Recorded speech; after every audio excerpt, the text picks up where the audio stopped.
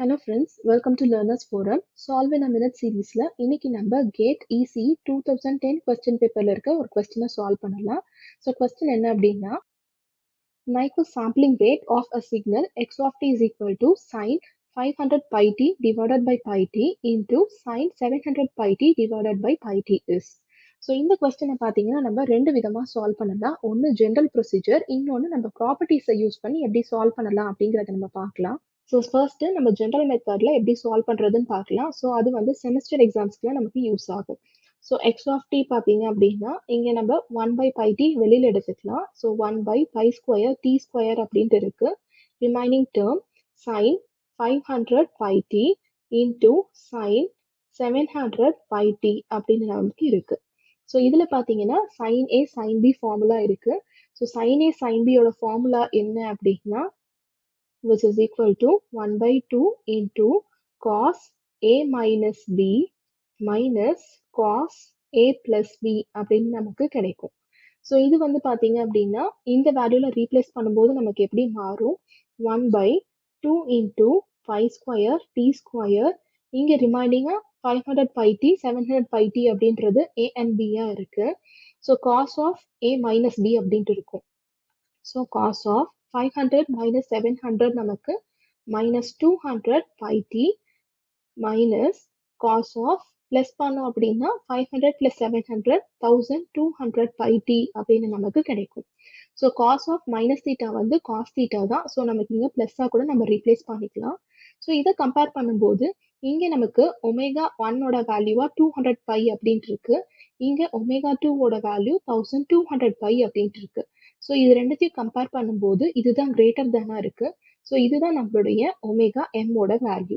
So omega M value கிடைச்சிருச்சு அப்படின்னா இதுல இருந்து நம்ம எஃப்எம்மோட வேல்யூவை கால்குலேட் பண்ணிக்கலாம். which is equal to 1200 π divided by 2π which is equal to 600 hertz அப்படின்னு நமக்கு கிடைக்கும். ஸோ இதுல இருந்து நமக்கு தேவையான சாம்பிளிங் ரேட், அதாவது எஃப்எஸ் ஓட வேல்யூ வந்து is equal to twice the value of fm which is 2 into 600 அப்படின்னு சப்ஸ்டியூட் பண்ணோம் அப்படின்னா 1200 ஹெர்ட்ஸ் அப்படின்னு நமக்கு கிடைக்கும். ஸோ இதுதான் கொடுத்துருக்க கொஸ்டினுக்கான ஆன்சர். அண்ட் கொடுத்துருக்க ஆப்ஷன்ல பார்த்தீங்கன்னா இந்த ஃபர்ஸ்ட் ஆப்ஷனோட மேட்ச் ஆகுது. இதுதான் நம்மளுடைய கரெக்ட் ஆன்சர். ஸோ இதே கொஸ்டினை நம்ம ப்ராப்பர்ட்டிஸை யூஸ் பண்ணி இப்போ சால்வ் பண்ணி பார்க்கலாம். So 1/π² t² into sine 500 πt into sine 700 πt அப்படின்னு நமக்கு இங்கே இருக்கு. இதை நம்ம x1 of t அப்படின்னு எடுத்துக்கலாம். இதை நம்ம x2 of t அப்படின்னு எடுத்துக்கலாம். ஸோ ரெண்டு சிக்னல்ஸை இந்த மாதிரி மல்டிப்ளைட் ஃபார்ம்ல இருக்கும்போது இதனுடைய சாம்பிளிங் ஃப்ரீக்வன்சிஸ் நமக்கு எப்படி இருக்கும் அப்படின்னா fs1 plus fs2 அப்படின்னு கிடைக்கும் அப்படின்னு நம்ம ப்ராப்பர்ட்டியில பார்த்துருப்போம். ஸோ இண்டிவிஜுவலா ஃபர்ஸ்ட் நம்ம என்ன பண்ணலாம் அப்படின்னா இதனுடைய சாம்பிளிங் ஃப்ரீக்வன்சிஸை நம்ம கண்டுபிடிக்கலாம். ஸோ இதுல இருந்து ஃபர்ஸ்ட் நம்ம f1 எடுத்துக்கிட்டோம் அப்படின்னா which is equal to இங்கே நமக்கு ஒமேகா வேல்யூவா 500 π அப்படின்னு இருக்கு. divided by 2π அப்படின்னா நமக்கு இங்க 250 அப்படின்னு கிடைக்கும். ஸோ இதுல இருந்து நம்ம fs1 எடுத்துக்கிட்டோம் அப்படின்னா 2 into f1 which is equal to 2 into 250 is equal to 500 hertz அப்படின்னு நமக்கு கிடைக்கும். அண்ட் அதே மாதிரி இப்போ f2 எடுத்துக்கிட்டோம் அப்படின்னா நமக்கு 700 π அப்படின்னு இருக்கு.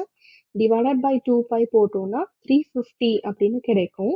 இதுல இருந்து fs2 எடுத்துக்கிட்டோம் அப்படின்னா 2 into f2 which is equal to 2 into 350 is equal to 700 hertz அப்படின்னு கிடைக்கும். ஸோ கிடைச்சிருக்க இந்த ரெண்டு வேல்யூவையும் நம்ம ஆட் பண்ணணும். ஆட் பண்ணோம்னா என்ன கிடைக்கும்? 1200 hertz அப்படின்னு கிடைக்கும்.